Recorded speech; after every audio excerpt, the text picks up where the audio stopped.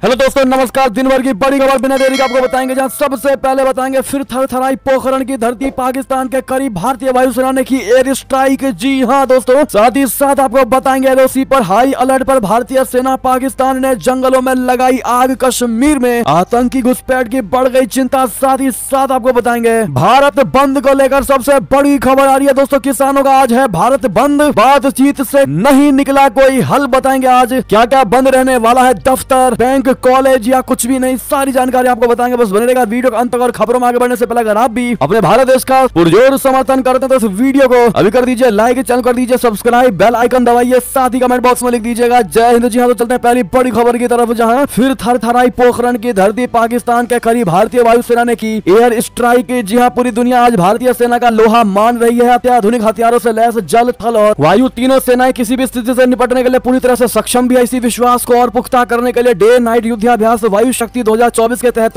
भारतीय वायुसेना के जांबाज जवानों और विमानों ने दुश्मनों को नेस्तनाबूद कर दिया। इंडियन एयरफोर्स के लड़ाकू विमान Rafale, Mirage 2000, Sukhoi Su-30 MKI, Jaguar, Hawk C-130J, Chinook, Apache, Mi-17 दुश्मनों के विमानों को ट्रैक करके उसको मार गिरा रहे थे। भारत पाकिस्तान बॉर्डर से लगते जैसलमेर जिले में रेत के समंदर में विध्वंस का खौफनाक दृश्य देखने को मिला, तो वहीं स्वदेशी लड़ाकू विमान प्रचंड ध्रुव, अपाचे, रुद्र के हमलों से रेगिस्तान दहल उठा। जी हाँ दोस्तों, ऐसे में अपने इंडियन एयरफोर्स के सैनिकों को ऑल द बेस्ट का नाम मत भूलिएगा। कमेंट में अगली खबर आपको बता दें, जहां एलओसी पर हाई अलर्ट जारी, भारतीय सेना हुई चौकन्नी, पाकिस्तान ने जंगलों में लगाई आग, कश्मीर में आतंकी घुसपैठ की चिंता को बढ़ा दिया गया है। जी हां दोस्तों, आपको बता दें हर बार की तरफ पाकिस्तान ऐसा ही करता है। जब उसको भारत में आतंकी घुसपैठ कराने होते हैं तो वो जंगलों में आग लगा देता है ताकि धुएं की लपेट में ये आतंकी अदृश्य होकर के भारत की ओर घुसपैठ कर सके। और फिर एक बार एलओसी पर हाई अलर्ट जारी कर दिया गया है। ऐसे में भारत की सेना वाकई में चौकन्नी हो चुकी है। दोस्तों अगली खबर आपको बता दें, 8 भारतीयों की रिहाई के बाद पहली बार कतर के अमीर से मिले पीएम मोदी जी, 7 मुद्दों पर हुई चर्चा। बता दें भारतीय प्रधानमंत्री नरेंद्र मोदी जी ने गुरुवार को कतर के अमीर शेख तमीम बिन हमद अल थानी से दोहा स्थित उनके महल में मुलाकात की। प्रधानमंत्री मोदी के आगमन पर अमीरी पैलेस में उनका औपचारिक स्वागत किया गया। इसके बाद दोनों पक्षों ने प्रतिनिधिमंडल स्तर की वार्ता की। चर्चा में आर्थिक सहयोग, निवेश, ऊर्जा साझेदारी, अंतरिक्ष सहयोग, शहरी बुनियादी ढांचे, सांस्कृतिक बंधन और लोगों से लोगों के बीच संबंधों सहित कई विषयों पर चर्चा हुई। दोनों नेताओं ने क्षेत्रीय और वैश्विक मुद्दों पर भी विचार का आदान प्रदान किया। जी हां, 8 भारतीयों की रिहाई के बाद प्रधानमंत्री नरेंद्र मोदी की कतर के अमीर शेख तमीम से यह पहली मुलाकात है। कतर के अमीर शेख तमीम से मुलाकात के पहले दोहा में पीएम मोदी ने कतर के प्रधानमंत्री शेख मोहम्मद बिन अब्दुल रहमान अल थानी के साथ भी द्विपक्षीय बैठक की। ऐसे में आपको बता दें 2 देशों की यात्रा कर नई दिल्ली वापस लौट चुके हैं प्रधानमंत्री मोदी जी। रात ही वापस लौटे हैं और आज हरियाणा के रेवाड़ी का करने वाले हैं दौरा। जी हां, यूएई और कतर की 3 दिवसीय यात्रा के बाद पीएम नरेंद्र मोदी जी रात नई दिल्ली लौट आए हैं। तो वहीं मोदी शुक्रवार को हरियाणा के रेवाड़ी का दौरा करेंगे। इस दौरान वो शहरी परिवहन, स्वास्थ्य, रेल और पर्यटन क्षेत्र के संबंधित 9,750 करोड़ रुपए से अधिक की कई विकास परियोजनाओं का उद्घाटन व शिलान्यास करेंगे। जी हां दोस्तों, साथ ही साथ आपको ये भी बता दें कि अबू धाबी के हिंदू मंदिर पर मौलाना मंजूर जियाई ने सबसे बड़ा बयान दिया। कहा पीएम मोदी ने दुनिया में हिंदुस्तान का कद बढ़ाया है, इससे इनकार नहीं, पर भारत के मुसलमानों को पूरी बात आपको बता दें। इस्लामिक स्कॉलर मुफ्ती मंजूर जियाई ने कहा है कि प्रधानमंत्री नरेंद्र मोदी जैसी मोहब्बत दुनिया भर के मुसलमानों को दे रहे हैं, वैसी मोहब्बत हिंदुस्तान के मुसलमानों के साथ भी दिखानी चाहिए। संयुक्त अरब अमीरात के अबू धाबी में BAPS मंदिर उद्घाटन को लेकर उन्होंने ये बयान दिया। उन्होंने कहा कि हिंदुस्तान के मुसलमानों और पीएम मोदी के बीच जो खाइयां हैं उन्हें भी पाटने की जरूरत है। एक टीवी चैनल पर डिबेट में मंजूर जियाई ने कहा कि पूरी दुनिया के मुसलमानों के साथ पीएम मोदी ने मोहब्बत, प्यार और खुलूस दिखाया है। जरूरत आने पड़ी है कि हिंदुस्तान के मुसलमानों और प्रधानमंत्री के बीच जो कमियां और खाइयां हैं उसे भरा जाए ताकि मोहब्बत और बढ़ जाए और हम एक दूसरे को देखकर नजरें ना चुराएं बल्कि आंखें मिलाकर गुफ्तगू कर सके। जी हाँ, इस पर आपकी क्या राय होगी दोस्तों, अपनी राय अवश्य दीजिएगा जो ऐसी बातें कह रहे हैं। साथ ही साथ अगली खबर आपको बता दें, पाकिस्तानी नौसेना की भारत कर रहा क्या जासूसी, पाकिस्तान का सबसे बड़ा आरोप, रिपोर्ट में किया सबसे बड़ा दावा। सबसे बड़ी खबर आपको बता दें, भारत की नौसेना अरब सागर में शिपिंग मार्ग की रक्षा के लिए तैनात है। भारत आ रहे एक जहाज पर हमले के बाद तैनाती को बढ़ा दिया गया, लेकिन इसे अब पाकिस्तान ने जासूसी का नाम देने की कोशिश की है। पाकिस्तान ने एक बड़ा आरोप लगाया है। द एक्सप्रेस ट्रिब्यून के मुताबिक पाकिस्तान का कहना है कि उसके सिस्पार्क 2024 अभ्यास के दौरान पाकिस्तानी नौसेना के युद्धपोतों और विमानों ने भारतीय नौसेना के जहाजों, पनडुब्बियों और विमानों की उपस्थिति का पता लगाया। पाकिस्तान का कहना है कि गुप्त रूप से यह अभ्यास का निरीक्षण और नौसेना की युद्ध योजनाओं की व्याख्या की कोशिश कर रहे थे। पाकिस्तान का कहना है कि इस दौरान उसने अपनी परिचालन गतिविधियां और रणनीतिक हितों की रक्षा के लिए जरूरी उपाय लागू किए थे। ISPR के मुताबिक अभ्यास स्पार्क 2024 पाकिस्तानी नौसेना का एक प्रमुख समुद्री अभ्यास है जो नौसेना की तत्परता का टेस्ट करने के लिए हर 2 साल में आयोजित होता है। इस अभ्यास के दौरान नीले और नारंगी बल के बीच मुकाबला होता है। नीला बल पाकिस्तान तो नारंगी बल दुश्मन को दिखाता है। जी हाँ, ऐसे में आपको बता दें कि लाल सागर में हुती विद्रोहियों के हमले ने पूरी दुनिया के व्यापार पर खतरे खतरा पैदा कर दिया है। हूतियों के हमले के बाद समुद्री लुटेरे भी एक्टिव हो गए हैं, जिस कारण भारतीय नौसेना अरब सागर में उतर गई है। ऐसे में दोस्तों जिस प्रकार से पाकिस्तानी नौसेना भारत पर जासूसी का इल्जाम लगा रही है दोस्तों, ऐसे में आपकी राय तो बनती है। साथ ही साथ अगली खबर आपको बताते हैं, रिपोर्ट में सबसे बड़ा दावा, जूनागढ़ में जहर उगलने के लिए मुफ्ती अजहरी को मिले थे 40,000 रुपए। जी हाँ, पुलिस एक्शन से शहर में दंगाइयों को उकसाने का दिया गया था टास्क। बता दें गुजरात के जूनागढ़ में भड़काऊ भाषण देने वाले मुफ्ती सलमान अजहरी से राज्य से अलग अलग हिस्सों की पुलिस अब भी पूछताछ कर रही है। उसे जूनागढ़ वाले मामले में अदालत से राहत मिल गई थी, लेकिन इसके बाद मोडासा और कच्छ के समख्याली में उसके विरुद्ध दर्ज मामलों में पूछताछ हो रही है। अजहरी के खिलाफ जूनागढ़, कच्छ और मोडासा में भड़काऊ भाषण देने के मामले में केस दर्ज है। मुफ्ती अजहरी से जूनागढ़ पुलिस की पूछताछ में कई चौंकाने वाले खुलासे किए गए हैं। मीडिया रिपोर्ट के अनुसार जूनागढ़ क्राइम ब्रांच की जांच में सामने आया है कि मुफ्ती सलमान अजहरी को ये जहरीले भाषण देने के लिए 40,000 दिए गए थे। ये पैसे उसे इन कार्यक्रमों के आयोजकों ने दिए थे। इससे भी अधिक चौंकाने वाली बात यह है कि मुफ्ती सलमान अजहरी ने जिस कार्यक्रम में ये जहरीला भाषण दिया था वो नशा छुड़ाने के नाम पर आयोजित किया गया था। जी हाँ दोस्तों, अगली खबर आपको बताते जहाँ सऊदी अरबिया ने दिखाई भारत के ब्रह्मास्त्र में दिलचस्पी। ब्रह्मोस मिसाइल की क्या होगी डील, खाड़ी में दिखेगी क्या ताकत। बता दें भारत अभी तक हथियारों के आयातक के रूप में जाना जाता रहा है, लेकिन अब वो खुद को हथियारों का निर्यातक बनाने में लगा है। इसमें उसने सुपरसोनिक क्रूज मिसाइल ब्रह्मोस को सबसे ज्यादा बढ़ावा दिया है, जिसे भारत के रक्षा निर्यात का पोस्टर चाइल्ड भी कहा जाता है। भारत ने हाल ही में सऊदी अरबिया की ओर से आयोजित वर्ल्ड डिफेंस शो में ब्रह्मोस को प्रमोट किया। ऐसी अटकलें लगाई जा रही है कि सऊदी अरबिया को ब्रह्मोस का ऑफर दिया जा रहा है। 8 फरवरी को ये डिफेंस शो खत्म हुआ। जी हाँ दोस्तों, बता दें कि रशिया की मीडिया की कुछ रिपोर्टों में ब्रह्मोस एरोस्पेस के संयुक्त उद्यम के एक अधिकारी का हवाला देते हुए कहा गया है कि क्रूज मिसाइल की संभावित बिक्री के लिए सऊदी अरबिया के साथ बातचीत हो रही थी। रिपोर्ट के मुताबिक ब्रह्मोस एरोस्पेस के निर्यात निदेशक प्रवीण पाठक ने कहा कि हम कई उच्च स्तरीय बैठकों की उम्मीद कर रहे हैं। जी हाँ दोस्तों, अगली खबर आपको बता दें, आम चुनाव में धांधली को लेकर जब दुनिया भर में हुई थू तो पाकिस्तान ने बताया आंतरिक मामला दूसरे देशों को कह दी ये बात। जी हाँ, पाकिस्तान के आम चुनाव में धांधली को लेकर जब पूरी दुनिया ने उसकी निंदा की तो पाक का दर्द सामने आ गया। पाकिस्तान ने बृहस्पतिवार को कहा कि देश में हाल ही में संपन्न हुआ संसदीय चुनाव उसका आंतरिक मामला है। उसने इस बात पर बल दिया कि इस संबंध में उसका हर कदम उसके अपने संवैधानिक दायित्वों के अनुरूप है और किसी बाहरी सलाह से प्रभावित नहीं है। कई देशों के थिंक टैंक, अंतर्राष्ट्रीय मीडिया संगठन और संयुक्त राष्ट्र ने मतदान के दिन 8 फरवरी को कथित अनियमितताओं की निंदा की और साथ ही चुनाव के पूरे नतीजे की घोषणा में की गई देरी को धांधली करार दिया था। जी हाँ दोस्तों, साथ ही साथ आपको ये भी बता दें कि पाक चुनाव आयोग ने पूर्व पीएम नवाज शरीफ को दिया तगड़ा झटका। ये मांग करने वाली याचिका कर दी खारिज। जी हाँ, पाकिस्तान का निर्वाचन आयोग यानी ईसीपी ने बृहस्पतिवार को पूर्व प्रधानमंत्री नवाज शरीफ को बड़ा झटका दिया है। आयोग ने नवाज की उस याचिका को खारिज कर दिया जिसमें उन्होंने अपने प्रतिद्वंदी उम्मीदवार की जीत की अधिसूचना रोकने की मांग की थी। आयोग ने नवाज की इस मांग को खारिज कर दिया है। मीडिया में प्रकाशित एक रिपोर्ट में इसकी जानकारी दी गई है। बता दें कि नवाज शरीफ पंजाब प्रांत के निर्वाचन क्षेत्र से चुनाव लड़े थे और पूर्व प्रधानमंत्री इमरान खान की पाकिस्तान तहरीक इंसाफ द्वारा समर्थित निर्दलीय उम्मीदवार से हार गए थे। जी हाँ, तो वहीं आपको बता दें शहबाज शरीफ हो सकते हैं पाकिस्तान के अगले प्रधानमंत्री। अहम दलों में बैठक में हुआ ये बड़ा समझौता। पाकिस्तान में प्रमुख राजनीतिक दलों के बीच चुनाव के बाद का समझौता हो गया है, जिसके बाद पूर्व प्रधानमंत्री नवाज शरीफ के छोटे भाई शहबाज शरीफ अगले प्रधानमंत्री हो सकते हैं। इस कदम का मतलब है कि जेल में बंद पूर्व प्रधानमंत्री इमरान खान की पार्टी द्वारा समर्थित निर्दलीय उम्मीदवारों को संसद में अधिक सीट मिलने के बावजूद पाकिस्तान तहरीक इंसाफ सत्ता में नहीं आ पाएगी। देश में 8 फरवरी को हुए चुनाव में खंडित जनादेश आया था और चुनाव में धांधली के आरोप लगे थे। जी हाँ दोस्तों, इतना ही नहीं, आपको ये भी बता दें अगली बड़ी खबर, जहां मैक्रोन यूक्रेन जाते तो हो जाती उनकी हत्या, क्या जेलेंस्की ने बना लिया था ये प्लान। आपको बता दें फ्रांसीसी राष्ट्रपति इमैनुअल मैक्रोन का यूक्रेन दौरा रद्द हो गया है। फ्रांसीसी अधिकारियों ने दौरा रद्द होने की कोई वजह नहीं बताई है। मैक्रोन का कीव दौरा फरवरी के बीच में होना था। रूसी मीडिया की खबर के मुताबिक मैक्रोन की ये यात्रा यूक्रेन में जानलेवा हमले की आशंका को देखते हुए रद्द कर दी गई है। रूसी मीडिया ने सूत्रों से बताया था कि यूक्रेन राष्ट्रपति जेलेंस्की ने फ्रांसीसी राष्ट्रपति मैक्रोन की हत्या का प्लान बनाया था और हमले की निगरानी डिफेंस इंटेलिजेंस के प्रमुख किरिलो बुडानोव को करनी थी, लेकिन रूसी राष्ट्रपति को पहले इसकी भनक लग गई है। रूसी अखबार इज़वेस्टिया में छपी खबर के मुताबिक इस हमले की जानकारी यूक्रेन आर्मी के पूर्व कमांडर इन चीफ वालेरी जालुजनी ने फ्रांस के राष्ट्रपति तक पहुंचा दी, जिसके बाद उनको ये दौरा रद्द करना पड़ गया। जी हाँ दोस्तों, आपको बता दें कि फ्रांसीसी राष्ट्रपति ऑफिस के एक स्टेटमेंट में बताया गया था कि मैक्रोन और यूक्रेनी राष्ट्रपति वोलोडिमिर जेलेंस्की के बीच जंग की स्थिति और यूक्रेनियों की जरूरतों को लेकर शनिवार को चर्चा होनी थी। जी हाँ दोस्तों, नेक्स्ट खबर आपको बता दें यूनाइटेड अरब अमीरात ने अबू धाबी मंदिर के साथ दिया एक और तोहफा, चिढ़ जाएगा चाइना। जी हाँ, इजरायल और हमास के बीच युद्ध के कारण बढ़ते क्षेत्रीय संघर्ष के बावजूद प्रधानमंत्री नरेंद्र मोदी ने मध्य पूर्व के जरिए भारत को यूरोप से जोड़ने वाले इकोनॉमिक कॉरिडोर बोले तो India middle east economic corridor पर काम जारी रखने के लिए संयुक्त अरब अमीरात यानी यूएई के साथ एक समझौता किया है। बुधवार को यूएई की राजधानी अबू धाबी में हिंदू मंदिर के उद्घाटन के बाद यूएई की तरफ से भारत को मिला ये दूसरा सबसे बड़ा तोहफा। है, जिससे चीन की चिंताएं वाकई में बढ़नी तय है। जी हाँ, नेक्स्ट खबर बता दें, ऑस्ट्रेलिया के प्रधानमंत्री एंथनी अल्बनीज ने रचाई सगाई, 60 साल की उम्र में करेंगे शादी, वैलेंटाइन डे पर किया प्रपोज। जी हाँ, ऑस्ट्रेलिया के प्रधानमंत्री एंथनी अल्बनीज ने अपनी गर्लफ्रेंड जोडी हेडन के साथ सगाई का ऐलान किया है। 60 साल के अल्बनीज ने गुरुवार सुबह सोशल मीडिया पर हेडन के साथ अपनी तस्वीर शेयर करते हुए इसका खुलासा किया। जी हाँ, तस्वीर में हेडन नई हीरे की अंगूठी पहने हुए दिखाई दे रही है। अगली खबर बता दें, यूक्रेन से युद्ध के बीच पुतिन ने किया सबसे बड़ा दावा, रशिया कैंसर वैक्सीन बनाने के बेहद करीब। आपको बता दें, यूक्रेन से जारी जंग के बीच राष्ट्रपति व्लादिमीर पुतिन ने बुधवार को कहा है कि रूसी वैज्ञानिक कैंसर के लिए वैक्सीन बनाने के करीब है, जो जल्द ही मरीजों के लिए उपलब्ध हो सकते हैं। भविष्य की तकनीकों पर मॉस्को फोरम में बोलते हुए उन्होंने कहा कि मुझे उम्मीद है कि जल्द ही इनका व्यक्तिगत चिकित्सा के तरीकों के रूप में प्रभावी ढंग से इस्तेमाल किया जाएगा। राइटर्स के मुताबिक पुतिन ने कहा कि हम कैंसर के टीके और नई पीढ़ी की इम्यूनोमोडुलेटरी ड्रग्स के निर्माण के बहुत करीब आ गए हैं। हालांकि उन्होंने ये नहीं बताया कि प्रस्तावित टीके के किस प्रकार कैंसर को टारगेट करेंगे। जी हाँ दोस्तों, बहरहाल अगर कैंसर की दवाई आ जाए, कैंसर का इलाज आ जाए दोस्तों, कैंसर का ये टीका बन जाए, तो व्लादिमीर पुतिन के लिए कैंसर जैसी खबरें आनी भी बंद हो जाएंगी। जी हाँ दोस्तों, जोक सपाट चलते हैं अगली खबर की तरफ, जहां अरे पाकिस्तान अभी से जलने लगे, यूनाइटेड अरब अमीरात का मंदिर तो बस झांकी है, अभी तो बहरीन में भी मंदिर बाकी है। जी हाँ, अबू धाबी में हिंदू मंदिर के उद्घाटन के बाद जैसे ही ये खबर पाकिस्तान में पहुंची, पाकिस्तान में चर्चा सिर्फ दो मुद्दों पर होने लगी। पहली तो ये कि एक मुस्लिम देश में मंदिर बनाने की अनुमति आखिर मिल कैसे गई, अनुमति दी क्यों गई, और दूसरी तरफ दोस्तों दूसरा जो मन में विचार किया जा रहा है पाकिस्तानियों के अंदर, वो ये है दूसरा मुद्दा कि यूएई के मुस्लिम शासक ने ऐसा करके मजहब के साथ ठीक नहीं किया है। लेकिन आपको बता दें कि पाकिस्तान में भारत से जुड़ी हर एक छोटी से छोटी खबरों पर भी बहस होती रहती है। सड़कों, गलियों, चौराहों पर इस बारे में बातें होती हैं। अबू धाबी में मंदिर की खबर आने के बाद पाकिस्तानी कितने सदमे में है, उनके इस बयान से साफ देखा जा सकता है। लेकिन पाकिस्तानियों को अब ये नहीं पता कि अब जो अगला मंदिर मुस्लिम देश में बहरीन में बनने जा रहा है, शायद दोस्तों अब तो उनको चक्कर ही आ जाएंगे। ये खबर सुनते ही आप क्या कहते हैं दोस्तों, अपनी राय दीजिएगा इस मुद्दे पर। नेक्स्ट खबर आपको बता दें, व्लादिमीर पुतिन के बदले सुर अमेरिकी प्रेसिडेंट बाइडेन की तारीफ के बांधे पुल, कहा ट्रंप की तुलना में बाइडेन है बेहतर। जी हाँ, रशिया के राष्ट्रपति व्लादिमीर पुतिन ने अमेरिकी राष्ट्रपति जो बाइडेन को डोनाल्ड ट्रंप से अधिक अनुभवी बताते हुए कहा है कि वो बाइडेन को दूसरा कार्यकाल जीतते देखना पसंद करेंगे। रशिया के सरकारी टेलीविजन के साथ बुधवार को एक साक्षात्कार में पुतिन ने कहा कि वो अमेरिका में निर्वाचित होने वाले किसी भी राष्ट्रपति के साथ काम करेंगे। लेकिन जब उनसे पूछा गया कि रशिया की नजर में बेहतर विकल्प कौन होगा, तो उन्होंने स्पष्ट रूप से कहा कि वो चाहेंगे कि जो बाइडेन जीते। जी हाँ, पुतिन ने कहा कि जो बाइडेन अधिक अनुभवी है और उनके कदमों को लेकर अनुमान लगाया जा सकता है, वो पुराने जमाने के नेता है, लेकिन हम किसी भी अमेरिकी नेता के साथ काम करेंगे, ऐसा नेता जिस पर अमेरिकी लोग भरोसा करते हो। बाइडेन के स्वास्थ्य के मुद्दों पर अटकलों के बारे में पूछे जाने पर पुतिन ने जवाब दिया कि मैं डॉक्टर नहीं हूं और मैं इस पर टिप्पणी करना उचित नहीं समझता। दोस्तों अगली खबर आपको बता दें, जहां पाकिस्तान के पूर्व प्रधानमंत्री इमरान खान जेल में रहकर बनवाएंगे अपनी सरकार, इस नेता को घोषित किया पीएम उम्मीदवार। जी हाँ, पार्टी से उमर अयूब खान को बनाया पीएम उम्मीदवार। आपको बता दें, पाकिस्तान के पूर्व पीएम इमरान खान जेल में है, उनके समर्थन वाले निर्दलीय उम्मीदवार सबसे ज्यादा जीते हैं। हालांकि उनके पास बहुमत नहीं है। इमरान खान जेल में है, जहां से बैठे बैठे उन्होंने पीटीआई की ओर से पीएम के पद के उम्मीदवार के नाम का ऐलान कर दिया है। इमरान खान ने उमर अयूब खान को पीएम और मियां असलम को पंजाब के मुख्यमंत्री पद के लिए पार्टी के उम्मीदवार के रूप में चुना है। नेशनल असेंबली के पूर्व स्पीकर असद कैसर ने इसकी जानकारी दी है। इमरान खान ने जमीयत उलेमा इस्लाम फजल समेत अन्य राजनीतिक दलों से 8 फरवरी के चुनाव परिणाम का विरोध करने को कहा है। जी हाँ दोस्तों, अगली खबर आपको बता दें, जहां सीमा हैदर से बच्चों को छीनने की तैयारी में पाकिस्तानी गुलाम हैदर, भारतीय सुप्रीम कोर्ट से लगाई गुहार, एक्शन में वकील। जी हाँ, पाकिस्तान से 4 बच्चों को लेकर वापस चोरी छिपे भारत भाग आई सीमा हैदर के खिलाफ उनके पाकिस्तानी पति गुलाम हैदर ने अब भारतीय सुप्रीम कोर्ट से गुहार लगाई है। गुलाम हैदर ने भारत में अपना वकील नियुक्त किया है। गुलाम हैदर के वकील का नाम मोमिन मलिक है। मोमिन को पाकिस्तान के मानवाधिकार कार्यकर्ता और वकील अंसार बर्नी के ट्रस्ट ने गुलाम हैदर की मदद के लिए अनुरोध किया था। इसके बाद मोमिन को गुलाम हैदर ने पावर ऑफ अटॉर्नी और वकालतनामा भी भेज दिया है। मोमिन अब सुप्रीम कोर्ट में सीमा हैदर के खिलाफ कानूनी लड़ाई शुरू करने जा रहे हैं। इससे सीमा हैदर की मुश्किलें बढ़ सकती हैं। अगली खबर बता दें, पूर्व राष्ट्रपति डोनाल्ड ट्रंप की बढ़ गई मुश्किलें, हश मनी मामले में 25 मार्च को न्यूयॉर्क में चलेगा उन पर मुकदमा। जी हां, आम चुनाव से पहले अमेरिका के पूर्व राष्ट्रपति डोनाल्ड ट्रंप की कानूनी मुश्किलें बढ़ गई हैं। दरअसल एक अदालत ने उनके खिलाफ आपराधिक मुकदमा चलाने का आदेश दे दिया है। रिपब्लिकन नेता को 25 मार्च को न्यूयॉर्क में हश मनी मामले में मुकदमे का सामना करना पड़ेगा। देश के इतिहास में यह पहली बार है जब किसी अमेरिकी पूर्व राष्ट्रपति के खिलाफ आपराधिक मुकदमा चलेगा। CNN ने अपनी खबर में यह जानकारी दी है। अगली खबर बता दें, जिस आर्मी जनरल पर लगे लोकतंत्र समर्थकों की किडनैपिंग के आरोप इंडोनेशिया में बन रही उनकी सरकार। जी हां, सबसे ज्यादा मुस्लिम आबादी वाले देश और तीसरे बड़े लोकतांत्रिक देश इंडोनेशिया में बुधवार को नए राष्ट्रपति चुनने के लिए मतदान हुए थे। वोटों की गिनती शुरू होने के बाद आए शुरुआती रुझानों में प्रबोवो सुबियांतो आगे चल रहे हैं। उन रुझानों के आधार पर ही इंडोनेशिया के पूर्व रक्षा मंत्री प्रबोवो सुबियांतो ने अपनी जीत की घोषणा कर दी है और अनौपचारिक नतीजों के मुताबिक प्रबोवो सुबियांतो को अपने प्रतिद्वंदियों से खासा बढ़त मिली। अगली खबर बता दें, अमेरिका में इस भारतवंशी महिला को बहुत बड़ी जिम्मेदारी मिली है न्यूयॉर्क में संभालेंगी ये पद। जी हाँ, अमेरिका में एक और भारतवंशी महिला को बहुत बड़ी जिम्मेदारी मिली है। भारतीय मूल की अमेरिकी मीरा जोशी को मेट्रोपॉलिटन ट्रांसपोर्टेशन अथॉरिटी के एक बोर्ड में शामिल किया गया है। न्यूयॉर्क के मेयर एरिक एडम्स ने उन्हें नॉमिनेट किया है। मीरा जोशी अटॉर्नी होने के साथ साथ न्यूयॉर्क की डिप्टी मेयर भी है। मीरा जोशी जनवरी 2022 से डिप्टी मेयर हैं। वो अब न्यूयॉर्क सिटी में इंफ्रास्ट्रक्चर, ट्रांसपोर्ट और क्लाइमेट पोर्टफोलियो को संभालेंगी। जी हाँ, अगली खबर बता दें, सरकार संग मीटिंग हुई बेनतीजा, दिल्ली कूच के बीच किसानों का भारत बंद है आज। जी हाँ दोस्तों, कई ट्रक और ट्रेड यूनियन भी इसमें शामिल। बता दें, एक तरफ पंजाब के किसान हैं जो दिल्ली कूच के लिए पंजाब हरियाणा बॉर्डर पर पुलिस और पैरामिलिट्री फोर्स के जवानों से भिड़ रहे हैं। दूसरी तरफ संयुक्त किसान मोर्चा 16 फरवरी यानी शुक्रवार को भारत बंद करने जा रहा है। भारत बंद में पंजाब के किसानों के साथ देश की सभी किसान यूनियन जुड़ेंगी। ऐसे में पंजाब से लेकर हरियाणा तक, दिल्ली से लेकर यूपी तक हाई अलर्ट जारी कर दिया गया है। तो वहीं केंद्र सरकार और किसान संगठनों के बीच गुरुवार शाम को तीसरे दौर की बातचीत भी फेल हो गई। पुलिस की तरफ से दिल्ली के सभी बॉर्डर पर पुख्ता सुरक्षा के इंतजाम किए गए हैं। किसान संगठनों से कहा जा रहा है कि शांतिपूर्ण तरीके से प्रदर्शन करें। ऐसे में आपको बताते हैं दोस्तों कि शुक्रवार यानी आज होने वाले भारत बंद के दौरान क्या क्या बंद रहने वाला है और किसानों का पूरा प्लान क्या है। दरअसल आज के दिन सब्जियों और अन्य फसलों की आपूर्ति, खरीद और बिक्री निलंबित रहेगी। सब्जी मंडियों, अनाज मंडी और सरकारी और गैर सरकारी दफ्तरों, ग्रामीण क्षेत्र के सरकारी संस्थानों और निजी प्रतिष्ठानों को बंद रखा जाएगा। शहरों की दुकानों और प्रतिष्ठानों को भी बंद रखा जाएगा। प्राइवेट और सरकारी गाड़ियां भी नहीं चलेंगी। सिर्फ एम्बुलेंस, शव वाहन, शादी के लिए जा रही गाड़ियां, अस्पतालों, अखबार वाली गाड़ियों, परीक्षा देने जाने वाले स्टूडेंट्स की गाड़ियों और अन्य इमरजेंसी सेवाओं के लिए रास्ता खोला जाएगा। पंजाब के निजी बस उद्योग ने पंजाब के किसान संगठन के भारत बंद के आह्वान का समर्थन करते हुए घोषणा की है कि पंजाब में 16 तारीख को सभी निजी बसें बंद रहेंगी। जी हाँ, भारत बंद में देश भर के किसान जुड़ रहे हैं। लिहाजा दिल्ली और यूपी के गाजीपुर बॉर्डर पर भी अलर्ट जारी है। कहा यह जा रहा है कि किसान संगठन भारत बंद को लेकर यूपी गेट पर पहुंचेंगे। ऐसे में गाजीपुर बॉर्डर पर कड़ी तैयारियां कर दी गई है। अगली खबर आपको बता दें, इसी बीच संयुक्त किसान मोर्चा के भारत बंद आह्वान पर नोएडा पुलिस ने भी अलर्ट जारी किया है और ट्रैफिक एडवाइजरी जारी कर दी है। नोएडा पुलिस अलर्ट हो गई है। पुलिस सुबह से ही ग्रेटर नोएडा और नोएडा से दिल्ली सीमा लगने वाले सभी बॉर्डर पर बैरिकेड लगाकर सघन चेकिंग करेगी। पुलिस ने ट्रैफिक एडवाइजरी भी जारी की है। साथ ही बता दें, हरियाणा में फिर अगले 2 दिन तक इन 7 जिलों में बंद रहेगा इंटरनेट, आदेश कर दिया गया जारी। जी हाँ, किसान आंदोलन के चलते हरियाणा के 7 जिलों में इंटरनेट बंद रहने की समय सीमा बढ़ा दी गई है। अब 17 फरवरी तक इंटरनेट सेवा बंद रहेगी। पहले 15 फरवरी तक की इंटरनेट सेवा बंद की सीमा बढ़ाई गई थी और अब इसको बढ़ाकर 17 फरवरी तक कर दिया गया है। प्रदेश के 7 जिलों बोले तो अंबाला, कुरुक्षेत्र, कैथल, जिंद, फतेहाबाद और सिरसा में इंटरनेट सेवाएं 17 फरवरी रात 23:59 तक बंद रहेंगी। नेक्स्ट खबर आपको बता दें, उत्तर प्रदेश में कांग्रेस सपा को लगेगा बड़ा तगड़ा झटका। बीजेपी को कितनी सीटों का अनुमान, सर्वे के चौंकाने वाले नतीजे बता दें। 2024 में यानी लोकसभा 2024 चुनाव में भारतीय जनता पार्टी देश के सबसे बड़े राज्य में 70 सीटें जीत सकती है। हिंदी भाषी राज्यों में बीजेपी की पकड़ शुरुआत से ही अच्छी रही है और पिछले 1 दशक में ये और भी मजबूत हुई है। इसी वजह से सर्वे में लोगों ने सत्ताधारी पार्टी को 80 में से 70 सीटें मिलने का अनुमान लगाया है। तो वहीं समाजवादी पार्टी को महज 7 सीटें ही दी है, जबकि कांग्रेस को सिर्फ 1 सीटें मिली है। 2019 में बीजेपी को उत्तर प्रदेश में 62 और अपना दल को 2 सीटें मिली थी। कुल 64 सीट के साथ एनडीए गठबंधन को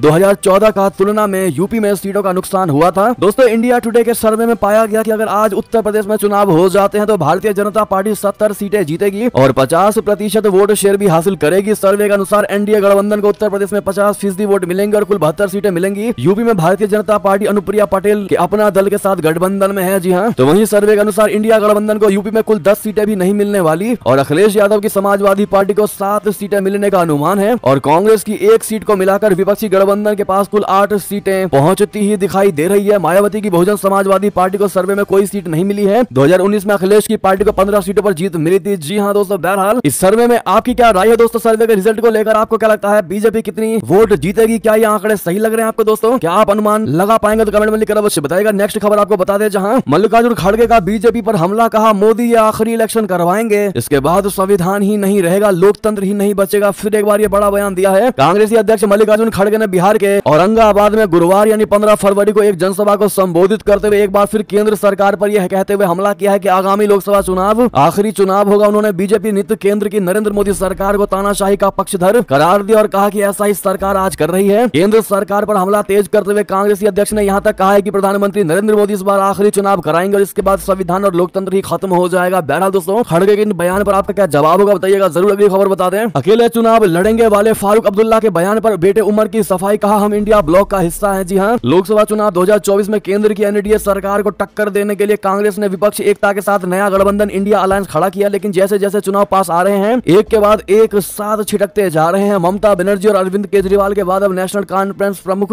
फारूक अब्दुल्ला ने जम्मू कश्मीर में अपने बूते पर चुनाव लड़ने का ऐलान किया है, लेकिन अब अपने पिता फारूक अब्दुल्ला के बयान के बाद जम्मू जम्मू कश्मीर के पूर्व मुख्यमंत्री उमर अब्दुल्ला ने गुरुवार शाम को कहा कि नेशनल कॉन्फ्रेंस कांग्रेस के नेतृत्व वाले इंडिया ब्लॉक का हिस्सा है। जी हाँ, अगली खबर आपको बता दें, जहां पर बिहार सीएम नीतीश कुमार को बम से उड़ाने की मिली धमकी, डीजीपी को भेजा ऑडियो क्लिप। जी हाँ, बिहार के मुख्यमंत्री नीतीश कुमार को किसी ने बम से उड़ाकर जान से मारने की धमकी दी थी। इस धमकी के बाद से बिहार में हड़कंप मच गया और पुलिस आरोपी को पकड़ने में जुट गई। जल्द ही आरोपी को गिरफ्तार कर लिया गया है। बदमाश ने बिहार के सीएम को बम से उड़ाने की धमकी दी, ऑडियो क्लिप के माध्यम से डीजीपी को भेजी थी। जी हाँ दोस्तों, बहरहाल ऐसे में आपको बता दें कि दिल्ली एनसीआर में बारिश का अलर्ट जारी कर दिया गया। उत्तर भारत के 5 राज्यों में फिर करवट लेगा मौसम। आईएमडी का सबसे बड़ा अपडेट। जी हाँ, दिल्ली एनसीआर में मौसम फिर करवट लेगा। यहाँ 19 और 20 फरवरी को बारिश होने की संभावना बनी हुई है। मौसम विभाग के अनुसार वेस्टर्न डिस्टर्बेंस सक्रिय है, जिसके चलते 2 से 3 दिनों के भीतर एनसीआर में हल्की बारिश होगी। यहाँ अलग अलग इलाकों में बौछारें पड़ने का अनुमान है। इसके अलावा उत्तर भारत के बिहार, उत्तर प्रदेश, मध्य प्रदेश, छत्तीसगढ़ और राजस्थान के अलग अलग जिलों में मौसम फिर करवट लेगा। यहाँ हल्की ठंड पड़ेगी। जी हाँ दोस्तों, बहरहाल आप लोग कहां से इस खबर को देख रहे हैं कमेंट में लिखकर अवश्य बताइएगा। बहरहाल दोस्तों, ये देवी की सारी बड़ी खबरें आपको हमारी खबर कैसी लगी, आशा करता हूं बहुत अच्छी लगी होगी। अगर थोड़ी भी अच्छी लगी है तो इस वीडियो को दोस्तों, भाइयों में, साथियों और रिश्तेदारों में शेयर अवश्य कर दीजिएगा। और अभी कर दीजिए इस वीडियो को लाइक, चैनल कर दीजिए सब्सक्राइब, बेल आइकन दबाइए, साथ ही कमेंट बॉक्स में लिख दीजिएगा जय हिंद जय भारत। और यहाँ तक बने रहने के लिए आप सभी का बहुत बहुत धन्यवाद।